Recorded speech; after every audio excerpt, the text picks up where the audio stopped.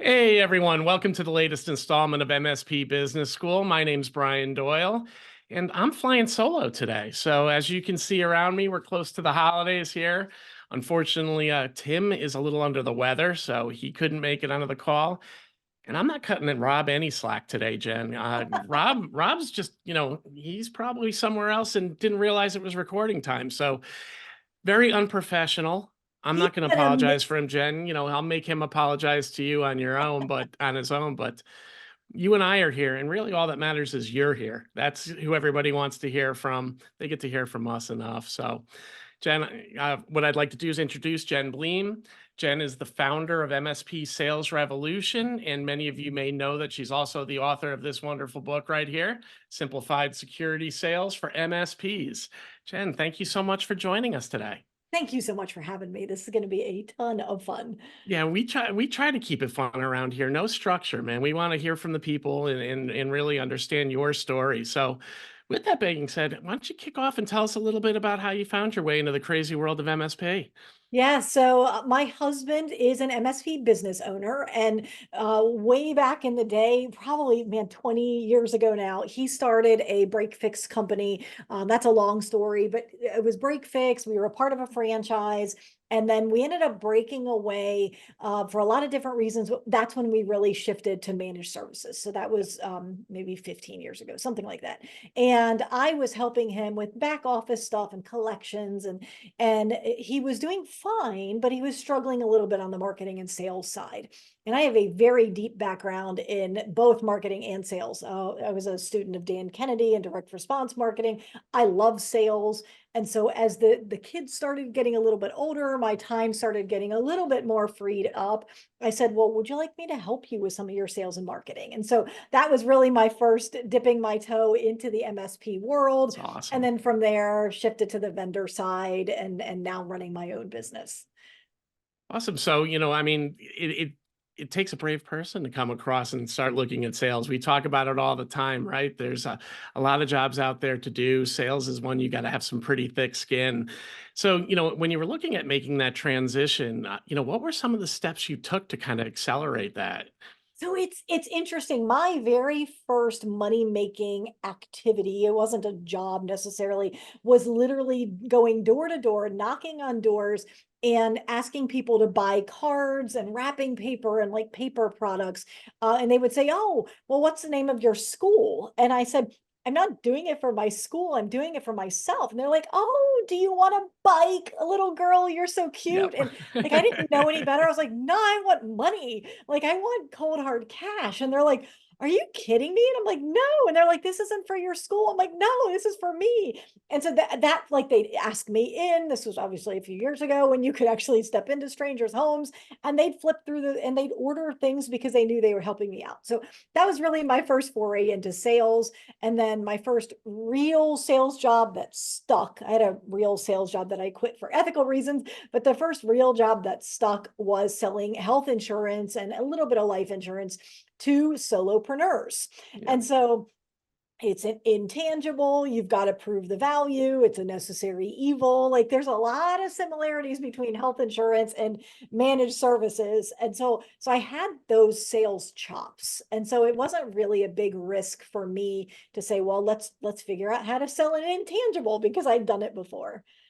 And I think that's a really critical piece. So, two things I really heard there that stand out is one, getting into sales is a lot easier when you get into it young and you learn that rejection very early in life, right? That's obviously the biggest thing that we all have to overcome as salespeople. But when you do it young, it just doesn't impact you the same way, and then you get past that piece of it. Yep, The agree. second thing, and I'm going to share a little tidbit now. So my first sales job was selling life insurance. So Okay. to the same point, right? You're selling this intangible thing, and I think that's what allowed me, and I'm sure you're headed there too, to really be able to pivot into managed services where, really we're selling almost an underlying insurance policy to people, except it's insurance you actually use on the daily, but sometimes you don't Correct. know it. It's exactly the same thing. You're selling, selling away from the fear of the future. You're selling towards hope, which is what all sales does is sells hope. And Right. so, yeah, it's very, there's a lot of similarities there. So, now that you've gotten through the insurance spectrum, you're now selling for break fix. And tell us, about one of those moments where you really said to yourself, yeah, I can do this and I can really keep this, really change things around here. Yeah, so it's interesting. I went to a sales training out in Bakersfield, California, and going out there, it was their like 4-day boot camp, massive, like intense, very, very, very intense training. And going out there, my mentality was like, I just want to be a good salesperson. I just want to learn to sell.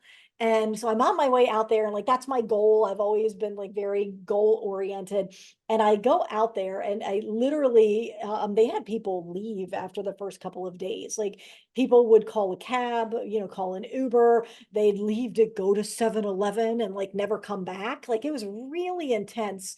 And I remember, I think it was the second day they made you do like a pretend presentation. The final exam was at the end and you had to do like a real presentation. But before that pretend presentation, I literally was hiding in the bathroom. Like, I'm going to throw up. I'm going to cry. This is going to be awful. And they came and they found me and kind of dragged me out kicking and screaming. And I gave the presentation.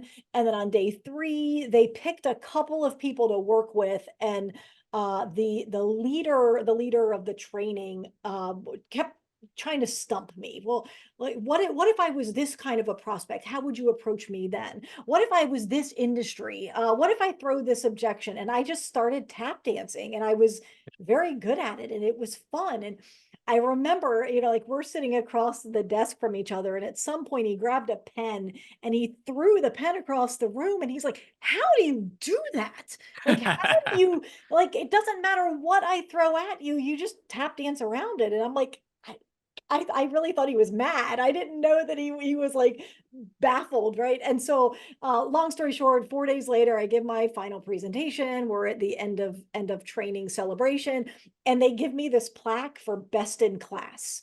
And I had no idea. Like, remember, 4 days before I'm flying, from Yeah. Maryland to California, saying, I just want to be a good salesperson. And that was really the first time that I felt like I was a good salesperson. Like I always was up until then, but I didn't realize it. I didn't see the signs and symptoms. I didn't pay attention to them. I, let them, waft past me. But that was the first time that I went, I am really good at this sales thing. And No, like I that is said, awesome. Because, on an sometimes airplane. sometimes you just need those moments where somebody gives you a little, or where you do a job where somebody then comes and gives you that reinforcement that says, wow, I wasn't expecting that. And really, you define one of the biggest art forms in sales, right? Which is being able to handle objections, overcome them, and continue the conversation. Yes. And I think that's one of the things that a lot of junior sales reps that I've encountered, and certainly you've encountered more than I, that seems to be one of their biggest challenges is if they get stumped, they feel like they've just taken the loss, right? Instead of just Yes. going, hey, I don't know that answer. Let me find that answer, and letting them come to the next objection and continuing that volley back and Yep. forth. Agreed. So kudos, on that part of it. And those things really do. I mean, it's amazing how, a small little victory, early in your career. I had one where we had to do our company pitch, right? And all of us had to do it in front of the CEO and the company. Winner got a big whopping $300 in cold cash, right? But I won the $300, and at that Yep. point, I'm like, all right, maybe I can do this, right? And I Yeah. was, probably in my early 20s at that point in time, and I'm like, all right, we're off to the races. So, I love it. it's really great when that kind of stuff comes in. So, with that being said, maybe tell us a little bit about what, MSP Revolution is all about. I certainly, as many of our listeners see you often on social media sharing a lot of great information, but tell us a little bit about what, the big picture mission is for you.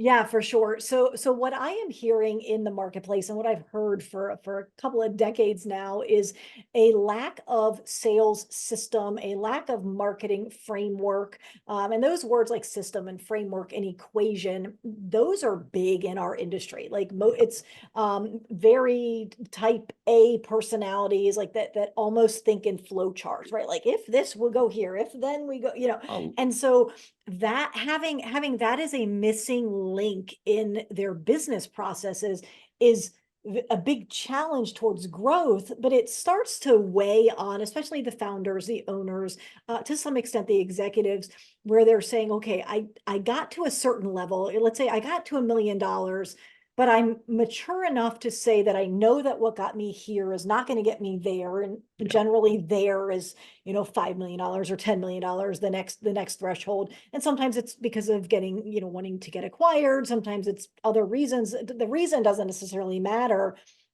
but they take a look at their business and they say, I'm missing a key element. And so that's what I do inside of MSP Sales Revolution is I give my clients, it's a 9-step roadmap that helps them put in place a marketing system, a sales framework that helps them get leads coming in the door, and a sales system to help them close those opportunities. So I like that part that you talked about, I think, in flow charts, because one of the things that I see in our industry is most of our leaders are technical founders too. So sales is a whole new trip for them, right? Yeah. And that plateau often comes when they've gone through friends and family and the referrals, right? So it's time to build that sales engine. So maybe talk a little bit about, what some of your encounters with those technical founders are and how you get them to that next step. What are some of the simple tactics you take to Yeah, get so them some there? simple, yeah, for sure. So some simple tactics are that when they are technical, and you're right, that's probably 80 or 90% of my clients were they were techs, and then they Yep. started their company because, we all kind of said, oh, I'm going to start a company. How hard can it be? Right. In hindsight Famous being last 20. words. Yes, exactly. But they have this troubleshooting skill that they naturally apply to the tech side. So I just had a problem this morning with my Microsoft application. Somehow I had 2 Microsoft instances. And so the tech remoted in and helped me change my password and like just fixed it. And I'm like, oh, my brain just got scrambled watching you do all of that. And he did it with ease. And so one of the tactics is apply that same troubleshooting mentality and those troubleshooting skills to a marketing campaign or to a sales process. So, for example, okay, we went through a sales call start to finish and they got to the bottom and the end of the process and they said, "Oh, I need to think about it." So, first of all, it's like, okay, that's kind of a pivot point or a decision diamond. I need to think about it. Well, number one, what are you going to say then? Like, how Yep. can you use that? What should your response be? But then, how about if we troubleshoot it and we go all the way back to the beginning and we're like, that's the end result I want to prevent. That's kind of like I'm Yep. I'm deploying an Exchange server. Like I'm dating myself a little bit, but I You and I deploy. have both been there. Yeah, and here's the thing I don't want to have happen. I don't Yep. want to, boot it up and find out that there's data missing. Okay, please don't laugh at me. I'm not a technician, but like there is an end result we are trying Yep. to avoid on the tech side. Well, usually that comes because it happened once and you're like that can never happen again on the tech side. And so you backtrack and you go, where did we go wrong? Now let's write a process so that that can never happen again, and a check and balance so that that can never happen again. That's exactly what we do in sales. We're like, Yeah. okay, why did the prospect say, I need to think about it? Well, maybe way back at the beginning, you should have found out if the need was urgent. Are they a decision maker? Are they talking to other people? What's their process look like? So that's something you can do at the Yeah. beginning to say, let's not get to the end and get, I need to think about it. Something else you can do is what I call micro commitments or temp checks Yep. throughout. And that's simply making sure that you haven't lost the prospect. Because sometimes I need to think about it is like, hey, Brian, like I know you're super excited and I know you think you're ready to make a sale, but I'm not there yet.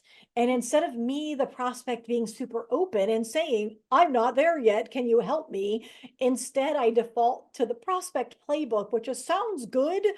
I just need to think about it. And then Yep. if you're not skilled, you default to the salesperson playbook, which is like, okay, just let me know when you're ready. And that leads to And then, bloated and yeah, then the not enough. gap starts and the clock starts ticking out further and further. Yep. And then Well, they never call you, almost never. I don't know. That's a great analogy. Taking something, like it's always talking to people where meeting them where they live, right? So when you're taking that technical founder and really breaking it down almost like a project, and then coming back to that top, I can see that being a very, very effective skill Yeah. set. Because it's all those little trial closes along the way. It's getting that information so you know what the acceptance or the final sales, going back to projects acceptance criteria is going to be, what's going to drive that final sale. And, I think a big part that I see also technical founders struggling with is when you get to that final moment, you and I are looking each other in the eye, and it's either one of us is going to win right now. They don't know how to rebut even when there's a little resistance right there in the room when you have a buyer who does want to buy it, but they want to not make it completely easy for you. So, Yes. I don't, it's interesting how you're taking that approach model because, God, I think that's a tough part of sales is kind of restating back to somebody, hey, this is what you said along the way. We're going to solve those problems that you said. So what's left? What am I missing? What Yes. is keeping us from moving and go? Yeah, where do we go from here? Yeah. It's interesting. I could wax eloquent on the close. Like it's actually one of the biggest searched terms about sales is how do I get more closes? And I would argue that's the wrong question to ask. We can get into that another time. But my point is that often the founder, the salesperson is just like, okay, I've given you all the information. Now I'm just going to sit and wait. And sometimes it is as simple as just asking that question. What else do you like? It seems obvious to me. I know we can help you, but what Yeah, else do you need from me? What else we've can I tell you? we've hit all this criteria. Yep. Tell me what I'm missing. Uh-huh. What am I not seeing that you're seeing as not being solved here, right? And Yep. these are easy questions to ask because they're not high pressure sales Yeah. tactics either, right? It's help me help you kind of thing, right? And I like your word solved because that's where most of these technical folks live is I've Yeah. solved the problem. I'm going to close the ticket. And so the corollary is I've solved all your problems. Can we do business together? And so it's very soft. It should be very natural. If you're running your sales call correctly, it is the natural, the close is the natural culmination of a really good conversation. So, we talked a little bit here about, the core mission, obviously, of MSP Sales Revolution is to go out there and help salespeople. What are some of the programs that you do? Like, how do you actually execute on this? Yeah, so I have a program called the MSP Transformation Machine, and it is equal parts community, course, and coaching. And so the course is pre-recorded information. You can consume at your own pace. You can jump around. Nothing is like you can't go to step 3 until you get step 2 Do done. step two. Yeah, and I hate that, and so I don't deliver anything that way. And then the coaching allows us to apply the learnings from the course to your individual company. And so it's like, okay, this was great information, but I'm unique because I have 3 niches, or I'm unique because I have 3 locations, or I'm unique because I don't exactly do managed services the same way everybody else does. And so sometimes there is a disconnect in, okay, this was good information. I understand in theory how to apply it, but I'm just stuck somewhere. And that's where the coaching comes in. So I do offer unlimited coaching, which is a little bit unusual in the coaching world. And I've got people who tell me I'm crazy, but we've got a plan. We have a method and it works and it's scalable to where I want it to scale to. And it works very, very well. Well, I think it's also the thing, if you're giving people the right tools and foundation up front, it doesn't require as much as of the one-on-one touch as it does probably positive reinforcement throughout the process, right? And Correct. Yes. and you mentioned a little bit about, coaching. Did I hear you say peer groups as well? I don't have any peer groups today. It's just not something my people have asked Yeah. for. Not opposed to doing it. We may launch those sometime in 2024. We'll have to see what the No, future. I was curious because one of the things I hear from time to time is from sales reps is the fact that they're kind of on an island all alone, right? Within Yes. the organization. It's usually technical founder working with a bunch of techs. First sales rep comes on, they are the only salesperson, and nobody really understands what they do. Even Yes. to a degree, the technical owner, right? So, so one of the challenges I've heard from some folks that I interviewed back when I was, an MSP, when I was looking for salespeople is, well, it's tough, I'm the only guy doing that in here. Nobody really understands the challenges I am. They don't really have training or reinforcement for me, and then I think back to like I started out in basically a boiler room setting, right? Selling telecom. We were, we were 15 guys and gals in a room and just dialing for dollars, man. You weren't Yes. allowed to go out on appointments until you made six. It was craziness, right? But it was good sales training. But more Sure. importantly, it was a good community because everybody was there. Everybody was failing, right? Right. You'd hear everybody else fail, so all of a sudden your failures didn't feel like anything. Yep. And then we all celebrated each other's wins because when you did get those appointments, everybody knew how hard it was to get. So again, it was Yes. kind of like a community of people. So I feel for some of these single sales reps within an environment, and groups like yours where they can get some reinforcement has to be helpful for them. It absolutely is, because it's some of it is the iron sharpening iron. Yep. Some of it is just the commiseration. Like, Yeah. yes, it stinks because nobody answers their phone between 4 and 5. That doesn't mean you get to leave the office at 4 o'clock. You still got to stay, and so just knowing as if you are the solo, salesperson that's smiling and dialing for those dollars, and knowing that there's a dozen other people slugging it out right now at the same time as you is very, very helpful. That's awesome. So I know we're getting near the end of our time together, Jen, but I want to make sure that we cover off on a few things that you've got upcoming. So you've got an event coming up in the May timeframe. You want to share a little bit about that with us? Yeah, for sure. So it's May 6th through 8th in Dallas, Texas. It is an event that is designed for MSP leaders. So owners, salespeople, managers, kind of at the C-suite and above. And it's really designed for those MSPs that are a little bit below $1 million up to maybe 5 million. So in that really nice sweet spot, they're looking to hit that next level again, whether it's for passion projects or to sell their company or what have you. And everything that we do inside of this event is helping you get to that $5 million mark. And so we are going to unpack the systems that are required, the marketing pieces that are required, the sales pieces that are required. We're going to give it all to you. We're working on a really detailed roadmap so that you can execute on your own and make this happen. And so we limit this to under 250 people. It's very To keep workshop it intimate. focused. It's really a mastermind. It's not a come sit and soak and walk away with a journal full of notes. It's workshop. You get a workbook. You walk away with a physical workbook with your notes intact and things actually executed. So the It's details are really on my like a 3-day, website. almost like a Yeah. 3-day sales intensive, more so than a true conference, which is Yes, great. that is correct. Yeah, everybody is saying, wow, this is not just another conference. I don't think we need more information. We need the right data that we can act on. It's that Yeah. action that is really what's going to set apart the leaders that Well, you thrive. hit on it when you go to some of the larger conferences, and again, they serve a great purpose as well, of course, for Sure. many other reasons. But you sit in on so many different topics that you do. You come away with that journal of all these things that you're going to go take in action. And the Yes, truth is, we can all only really action one thing coming out of those conferences. correct. Yeah. So if you're spending 3 days working on that one thing, it really also keeps focus, which is awesome. Yes. Yeah. Well, So great. yeah, the details are on my website. I'll give those to you as well. Maybe you can put those in the show notes. Oh But yeah, absolutely. So, we make sure, and this kind of brings us to the close, all your contact details, website, LinkedIn, all that will be in the show notes. We'll be promoting this again and beforehand. I'll throw a little plug for you again. If you haven't yet gotten your copy of Simplified Security Sales for MSPs, I really suggest that you do so. Great, simple tactics to help you win. And Jen, I really want to thank you for joining us today. thank you so much. I appreciate your time. Appreciate it too. And for everybody else, we'll see you again next week.